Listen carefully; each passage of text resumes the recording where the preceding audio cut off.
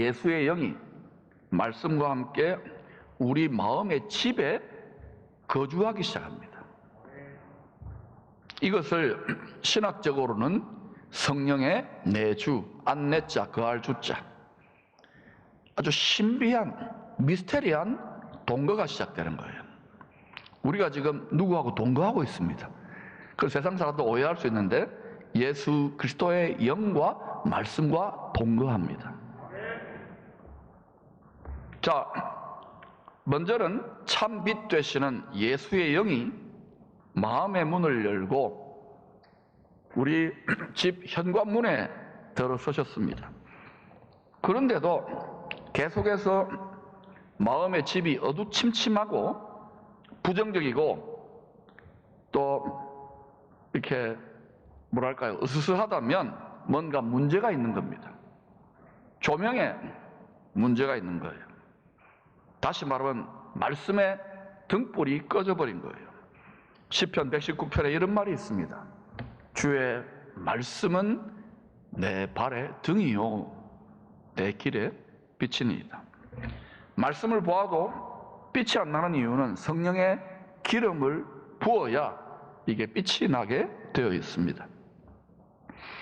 두 번째, 주님의 영이 서재에 한번 들어가 보자고 합니다. 서재에 들어가 보시면 온갖 세상적인 잡동사니들이 많이 있잖아요. 신문도 있고 뭐 이런저런 많은 것들이 있어요. 잡지도 있고.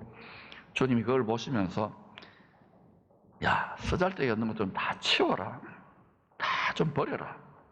그리고 이제는 진리의 말씀으로 네 마음의 서자를 가득 채우고 주야로 그 말씀을 묵상해 보아라. 그렇게 해야 네가 세상적인 생각, 육신적인 생각, 인간적인 생각을 뛰어넘어 너의 진정한 친구고 너의 구세주인 나의 생각과 네 생각이 묶여져 가지고 내가 네 생각을 장악하여 성령의 생각, 육신의 생각이 아닙니다.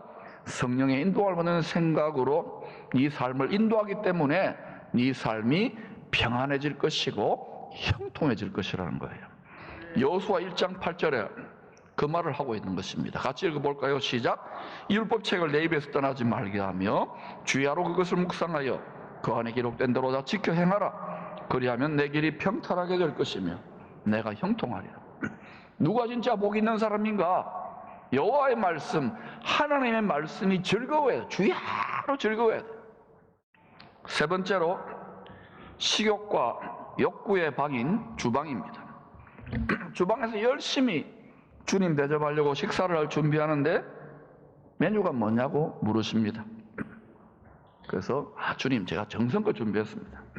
예수 믿고 돈, 학위, 명성, 또 연애, 자녀 교육 이게 주식 메인 요리고 시사, 연예, 취미, 레저 이런 게 흥미진진한 밑반찬입니다.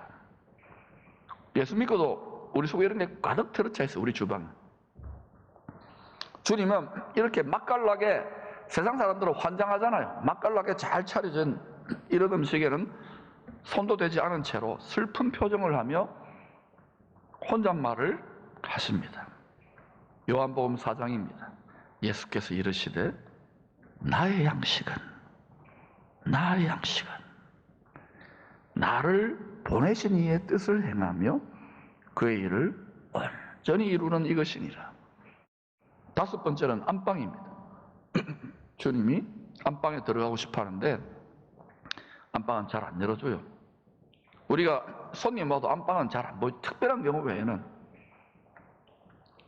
안방에 중요한 거 있고요. 금고도 있고 안방에 침실도 있고 그렇잖아요. 주님 말씀하십니다. 내가 네 마음에 안방에서 같이 사는 것이 얼마나 큰 축복인지를 너는 도무지 알지를 못하는구나. 요한복음 15장 7절에 너희가 내 안에 거하고 내 말이 너희 안, 요거를 제가 응용을 했어요. 안방이야, 안방. 우리 마음의 집도 방이 여러 개입니다. 안방 마님 그리잖아요. 예수님은 안방 주인 되기를 원해요. 안방 마님 되기를 원해요. 내 말이 너희 안방에 거주하면 우리 방, 마음의 방 중에 안방까지 안방까지 차지하게 돼야지. 열심히 잘 믿는 사람 나중에 보면 이상한 짓 해요. 밖으로 싸움하거나 딴짓하고 변질되고 타락하는 이유가 뭐냐? 안방을 열지를 않아서 그래요. 너희 안방에 거하면 무엇이든지 원하는 대로 구하라. 주님의 마음과 내 마음이 가장 깊은 곳까지 일치가 되기 때문에 무엇이든지 원하는 대로 구하라. 그때 왕이 마음을 내어줘요. 야, 얘는 진짜 지 안방까지 지 마음의 집을 나한테 송두리째 다 갖다 바쳤네. 구하라. 그리하면 이루리라. 나라의 반이라도 죽구나. 술람미 여인아. 할렐루야. 우리 몸은 주님의 영이 거하는 성전입니다. 예수님이 몸으로 들어올 수 없잖아요. 그래서 영으로, 말씀으로 거하시는 성전이에요. 우리 마음의 안방, 마음 성전의 안방은 지존자의 은밀한 처소, 시편 91편이지요. 곧 지성소입니다. 지성소. 거기에 하나님의 영광이 임해요. 일어나 영광의 빛을 바르는 성도는 따로 있어요. 얼굴 보면 알아요. 대충 분위기 보면 알아요. 진실로 안방까지 들어가는 성도, 하나님의 영광이 드러나는 성도는요, 어떤 사람이냐? 헛된 영광에 대하여 자기 자존심에 대해 자기 뜻에 대해 죽습니다.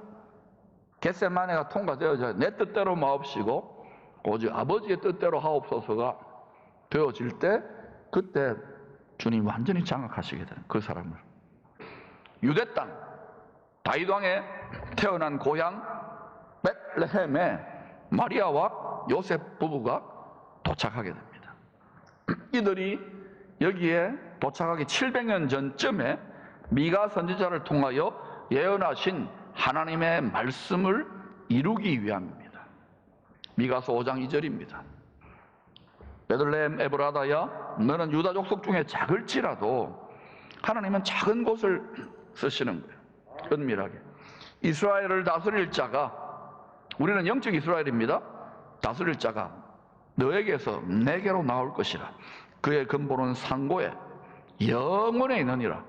다시 말하 피조물이 아니라는 거예요. 성자 하나님, 이 메시아로, 사람들 메시아로 오신다는 말입니다.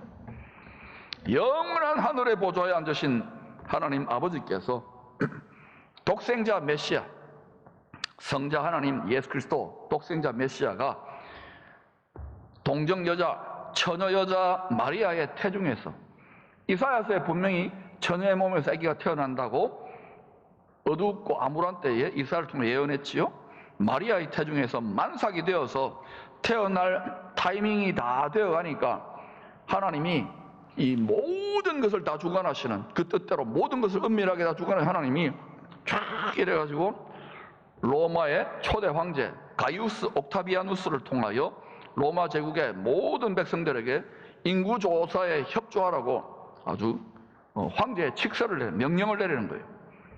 이 명령을 따라서 로마 제국의 신민들은, 황국 신민들이죠. 거의 하나님급이니까 신민들은 태어난 고향으로 와서 다 호적 신고를 해야만 하는 것입니다. 복종해야 되는 거예요. 안 그러면 감옥 들어가죠. 그래서 복음서에 나타난 마리아와 요셉의 족보를 잘 살펴보면은 다윗 왕과 밧세바 사이에서 태어난 셋째 아들 이름이 나단이고 넷째 아들이 솔로몬인데, 이 마리아와 요셉은 이 다윗과 밧세바의 셋째 아들과 넷째 아들의 혈통을 이어받고 있는 거예요. 그러니까 둘 다, 요셉과 마리아 둘 다 뭐냐? 다윗의 혈통인 거예요. 예수님이 누구의 혈통으로 오신다 그랬어요? 다윗의 혈통으로. 다윗의 혈통으로 오는데 창세기 3장 15절에 예언하시기를 여자의 후손이라 그랬잖아요. 아담의 범죄 이후에 모든 사람들은, 여자든 남자든 전부 다 누구의 후손이 되느냐면 남자의 후손이에요. 아버지의 씨를 받아가지고, 정자 씨를 받아가지고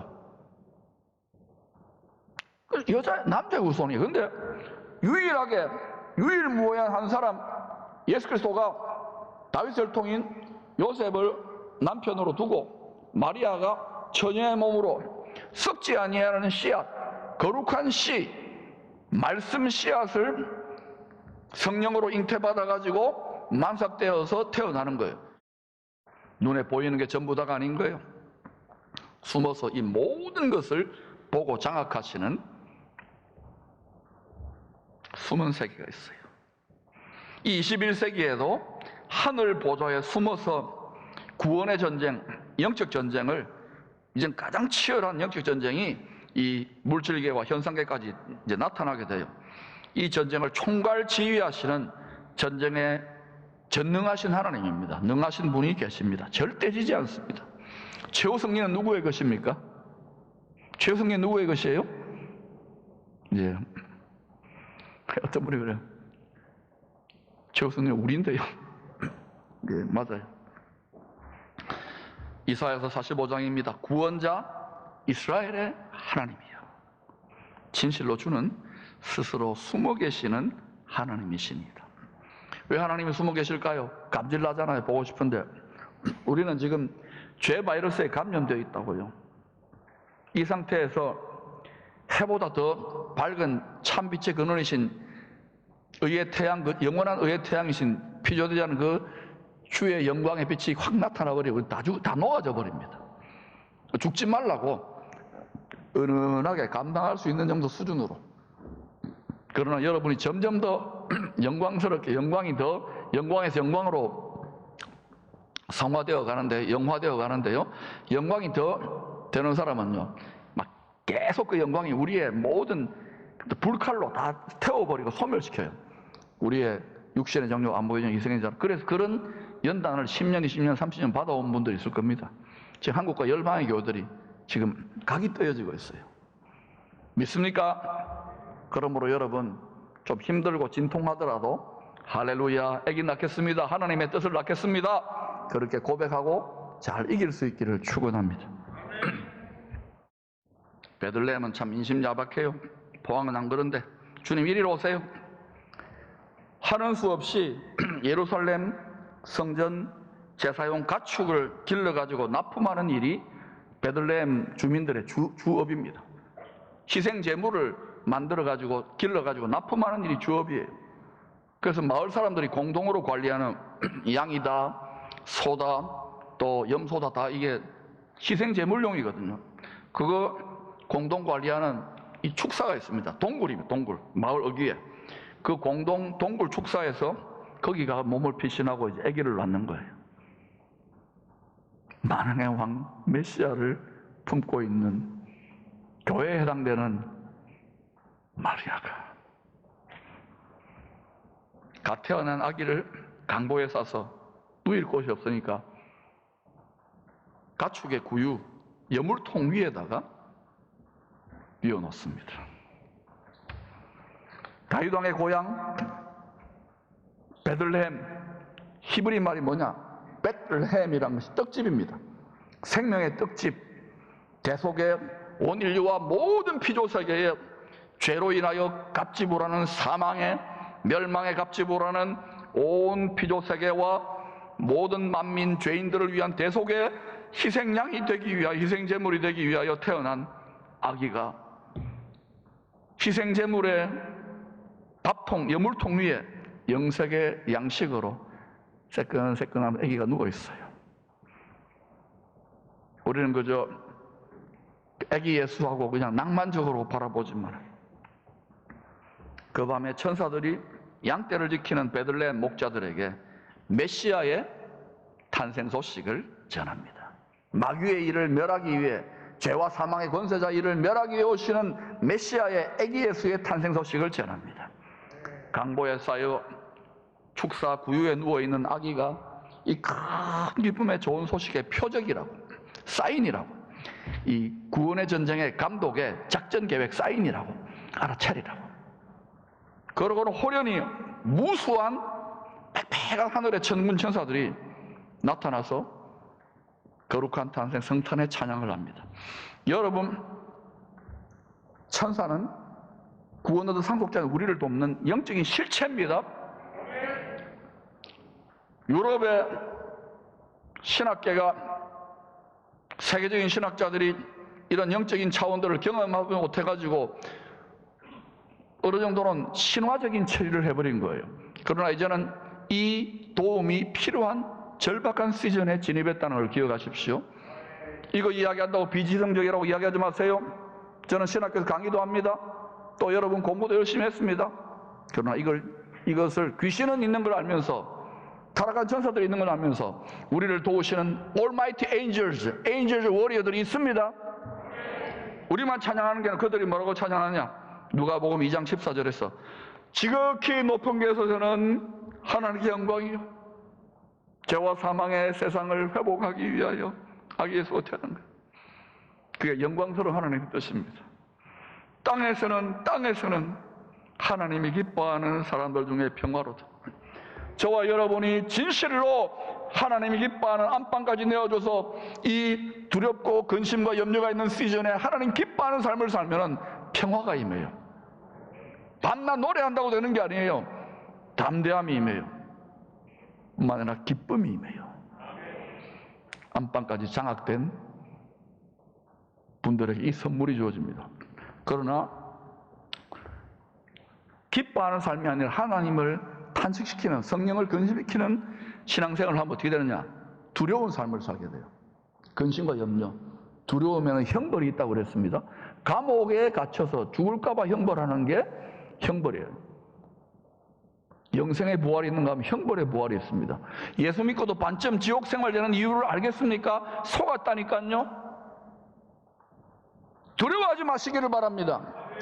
여러분이 뭐 억울하고 뭐 피껏 소세 일을 경험하더라도, 뭐 주식 투자 잘못해가지고 어렸더라도 알아서 사이소 그러면 자빠져 자세요. 잠 안 자도 그냥 자세요. 뭐 조금 근심하고 맷집이 약해가지고 막 바바바 떨면은 이분은 죽을까 봐 두려워하는 거예요. 안 죽습니다. 120살까지 다 사세요. 120살 전에 죽으면 알아서 사세요. 여러분, 진실로 예수와의 군대, 그리스도의 군병들은요, 하나님이 책임지십니다. 요한계시록 3장입니다. 볼지어다 내가 문 밖에 서서 두드리니 누구든지 내 음성을 듣고 문을 열면, 우리는 문 열었다고 이 말씀을 예외하는데 우리 마음의 집에는 방이 많아요. 우리의 지성소, 하나님이 우리 마음에 보좌에 앉도록 완전히 주권을 내어드리는 안방문을 열면 내가 그에게로 들어가 그와 더불어 먹고 그는 나와 더불어 먹으리라. 혹 주인으로, 왕으로, 신랑으로 마음의 집, 거룩한 처소 성전에 모시고 산다 하면서 우리 육신과 우리의 뜻을 따라, 더러운 정욕을 따라 주님의 영을 무시하거나 주의 말씀을 예사로 근심케 하지는 않았습니까? 이전에 예물통같이 더러워졌던 우리의 마음에 탄생하신 아기 예수님, 우리가 예수를 믿게 됐다는 기적 아닙니까? 죄인의 예수 같은 제가 하나님의 은총을 입어서 예수를 믿을 뿐만 아니라 이 시즌에 목사까지 되었어요. 저는 제가 고생한다고 생각했더니 돌아보니 주님이 얼마나 고생했어요. 불효자 되지 마시기를 바랍니다. 하나님 아버지의 효자들이 되시기를 축원합니다. 특별히 교회 직분을 맡고 지도자들, 설교 갖고 듣는 게 아니에요. 말 가지고 입과 혀가 아니에요. 지식이 아니에요. 본을 보이시기를 축원합니다. 삶으로 부모들, 자녀들에게 진짜 우리 부모님이 있는 하나님은 진짜 하나님이 맞네, 살아계신 하나님이네, 죽은 하나님 전수하지 마세요. 그래야 하나님이 영광스럽게 다시금 바닥을 치고 올라갈 거예요. 이렇게 끝날 때가 아니에요. 주님은 나라를 회복하기 오시기 때문에 나라의 예고편, 하나님 나라의 예고편이 만들어져야 되는 거예요. 모델이 만들어져야 되는 거예요. 킹덤 시리가 필요한 거예요. 이건 여러분의 비즈니스입니다. 저의 비즈니스 하지만은 지도자와 성도들이 교회 일에 얼마나 무관심합니까? 목사님 알아서 해라. 직분은 액세서리가 아니에요. 명예가 아니에요. 대접받는 자리가 아니에요. 수십 년 전에는 그랬을지 몰라도 지금은 그런 시대가 아닙니다. 그렇게 살면 반드시 뒷밟힐 겁니다. 그러니 순종을 배우시기를 축원합니다. 기쁨으로 이 길을 걸어가십시다. 우리 연물통 같은 과거 우리 마음의 집에 출생한 아기 예수님, 그동안 참된 양식과 음료를 제대로 드리지 못하고 잘 돌봐드리지 못해가지고 병들어 고통하며 탄식하고 계시고 있는지 않는지요? 방치되고 있지는 않는지요? 여러분 안에서 말할 수 없는 탄식으로 울고 계시는 주의 영의 아픔이 느껴지지 않습니까? 성경 66권의 마지막 책 요한계시록 2장과 3장에 소아시아 7교회에 주신 말씀은 흩어진 교회, 우리가 교회입니다. 성도들의 마음의 집을 보여주는 거울이라 그랬습니다. 소아시아 7교회는. 많은 신학자들은 이 중에서도 가장 큰 책망을 받았던 라오디게아 교회가 바로 주님이 다시 오실 무렵에 성도들의, 교회들의 일반적인 믿음의 모습일 것으로 해석하기도 합니다. 요한계시록 3장입니다. 네가 이같이 미지근하여 뜨겁지도 아니하고 차지도 아니하니 내 입에서 너를 토하여 버리리라. 여러분, 미지근해도 되는 때가 있습니다. 그러나 지금 영혼을 살리고 빼앗는 우는 사자들이 육신이 아니라 영혼을 장악하는 이 엄청난 시즌에 미지근해요? 너무 뜨겁다고요? 너무 열심히라고요? 너무 지나치다고요? 여러분, 그동안 보이고 판단한 대로 함부로 말하고 비난하고 정죄했던 분들은 가슴을 찢고 통해 잡아가며 회개하시기를 축원합니다. 그래야 하늘문이 여러분에게 열릴 것입니다. 그래야 여러분의 신앙생활에 참 예수 그리스도의 진리의 선하심, 행복과 기쁨을 누리게 될 것입니다. 정신을 차리셔야 됩니다. 우리 주님이 왕으로 내 마음의 보좌 안방까지 장악하게 될 때에, 내 거룩한 나라의 심장부를 장악하게 될 때에, 그래 온전히 다스리시고 통치하게 될 때에 우리의 범사에, 우리의 만사에 형통의 도움들이 나타납니다. 여러분의 삶의 은혜의 방어복, 생명 싸개로 여러분이 소중히 여기는 모든 영역에 임하게 되는 것입니다. 히브리서 4장입니다. 바로 그 말을 하고 있는 거예요. 그러므로 우리는 긍휼하심을 받고, 하나님은 긍휼과 자비입니다. 욥의 인내의 결말을 보십시오. 여러분, 우리가 시험이 있고 많이 힘들고 지치잖아요. 포기하지 마세요. 해산의 진통 포기하지 마세요. 그러므로 우리는 긍휼하심을 받고 때를 따라 이때 이 시즌에도 돕는 은혜가 있습니다. 돕는 은혜가 있습니다. 진실로 안방까지 내어주는 빈 그릇을 찾으면요, 주님은 쏟아부어 주시기로 작정을 하고 계셔요. 주님이 눈이 벌게 해가지고 이 성탄의 시즌에 내가 이걸 쏟아부어 줄 때가 없나.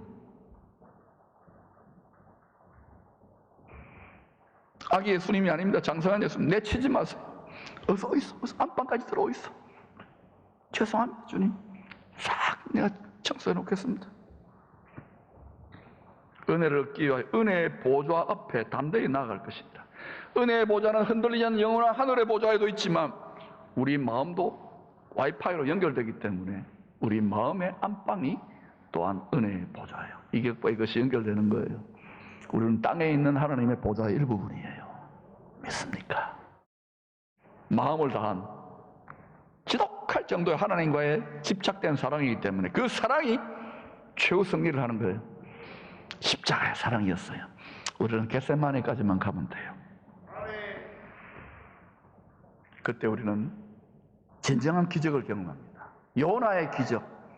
사람이 완전히 불순종하고 완악했던 자들이 뒤집어지고 변하여 사람이 변하는 요나의 기적. 병 고치고 물질 주어지도 사람이 안 변하는데 사람이 변하는, 십자가에 죽고 부활하는 요나의 표적, 요나의 기적이 일어날 때 영광에서 영광으로 이제는 영원한 하늘나라의 영광을 다투게 되는 거예요. 그 경건의 능력이 교회 안에만 머무르지 않습니다. 하나님이 그런 시즌으로 우리를 진입시키는 거예요. 여러분의 삶의 모든 영역에, 여러분의 삶의 모든 영역에, 그동안 해결되지 않은 모든 영역에 두려움 없는 온전한 사랑으로 전진하시기를 축원합니다. 연합하십시다. 함께 정렬하여 승리하시기를 축원합니다.